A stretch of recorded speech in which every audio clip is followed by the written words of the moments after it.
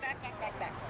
We were just standing here talking. The issue with the federal government in our business is unconstitutional. It's unconstitutional. Which part of the Constitution specifically? The federal government is not supposed to be into welfare. Which part of the Constitution specifically against this bill? Have you read anything about the forefathers? I'm asking you. You're the one that stated yes, it. Their main principles, the principles they came up with. The federal government is not supposed to be in taking care of or have the welfare. It starts with the home, it starts with church, then it goes to the county, then it goes to state. You're saying that's in the Constitution? The principle, which part, particularly? Let's talk facts. Which part of the Constitution are you speaking about? The 26 oh, do you know, ma'am? Oh, okay. The 26 principles of what the forefathers stood for was not to have the federal government take over welfare, take care of ourselves. The Constitution doesn't say anything about general welfare of the people? The thing is they can't run, the government can't run anything. I mean, let's stay on one subject at a time. Which part of the Constitution do you say is unconstitutional? Well, the forefathers, what they wanted. No, the Constitution. It's not books about the forefathers. I am not going to sit here and say, I don't know. Okay, really that's fair. know. That's fair. Part of the Constitution. Hi, thanks. Thanks for coming out and doing this. And I might be the minority in here, but I'm not. We need you. Yeah, I'm not somebody who supports this plan. Okay. And I do have a question, and I'm not going to pontificate here. I think a lot of Americans who oppose it, it's based on two things really. Number one is this idea that the government taking over healthcare sounds like a very bad idea because many Americans don't trust government, don't trust how government has handled a number of other businesses that they've run. They don't really trust that this is something that the government really has a constitutional right to be involved in. The general welfare clause was never really intended to be this big net to just do whatever people want. And so this idea that the private sector has created all the problems isn't necessarily true because the government has been involved in regulating, pays for 2/3 of all medical costs right now. So the government's been highly involved in medical, and now it's just going to become, rather than 80% involved, 100% involved. So the question about the private and public option does it allow the private option to still exist currently? I understand that that is the case currently, but whenever you pit the private sector against government, which has an unlimited amount of money, because government has no money, they can only print it, tax it, or borrow it. The question is how. Let him talk. The question is, and the reason I went through all that is because I don't think a lot of people understand this.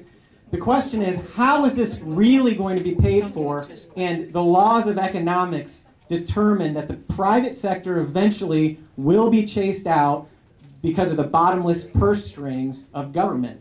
That's the question. How is it going to be paid for? Okay, so there's a lot of questions. So let me just say a couple of things. First of all, I don't think the argument that it's unconstitutional has any water, and I'll tell you why. We've had Social Security in this country since the 1930s, and we've had. Just wait a minute. This is the kind of exchange we really need to have. So let's everybody be. I really appreciate this because we have to have conservatives and moderates in this debate. So thank you. But I would disagree with the constitutionality question because first of all, we already have a huge program that's run by the government called Medicare, which we've had for 44 years, and nobody's ever challenged its constitutionality. People did challenge the constitutionality of Social Security, which was decided the way you wouldn't like it to be by the Supreme Court many decades ago. So I don't think there's a constitutional argument. Secondly, I would make the case that in this particular instance, the government is actually more effective in terms of actual spending. But we can disagree on that. I do think the Medicare program is generally well run. Now, it's not perfect by any means. It is a big bureaucracy. The efficiency is not because it's not a big bureaucracy. The efficiency is that it treats every claim the same. They process 1 billion claims. It's all in the same form. It's all the same plan. So it just saves a lot of money to do it that way. But it's one size fits all, and not everybody's going to want that. In terms of the crowding out, I don't agree with you because the data doesn't support it in other countries. If we look at other countries, there are a lot of countries with this kind of a system that you're talking about, or like Medicare. And Every single one of them, including Britain, which is probably the most socialized system in the Western world, have private dollars in it. 15% of all the dollars in Britain, in the British system, are private dollars. In the Netherlands, it's much higher than that. Now, this is one thing interesting about the Netherlands and Switzerland, which I should just put in. This is very interesting. The Netherlands and Switzerland actually have universal health care run entirely by the private insurance market. There's no government involvement except for regulation. But in order to make it work and keep the costs under control, the government treats the insurance industry like a regulated utility. They tell them how much they can charge, what their salaries are, and what their profit margin is, and so forth and so on.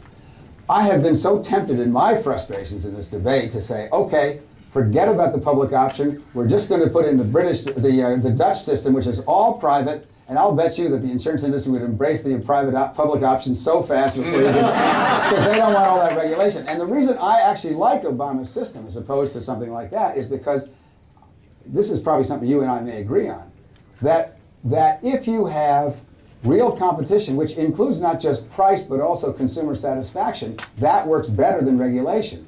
I'm not a fan of lots and lots of regulation because it always ends up in the more regulation you have, the bigger bureaucracy and the less efficiency you have.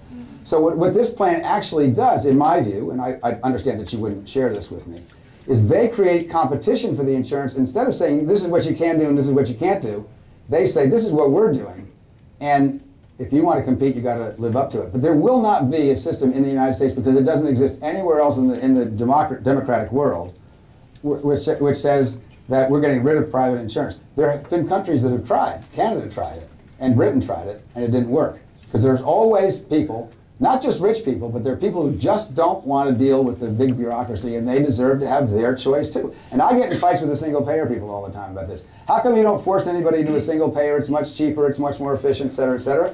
Because if our argument is that people should be given a choice, then they should be given a choice to stay in the private sector as well as being given a choice to get into the public sector.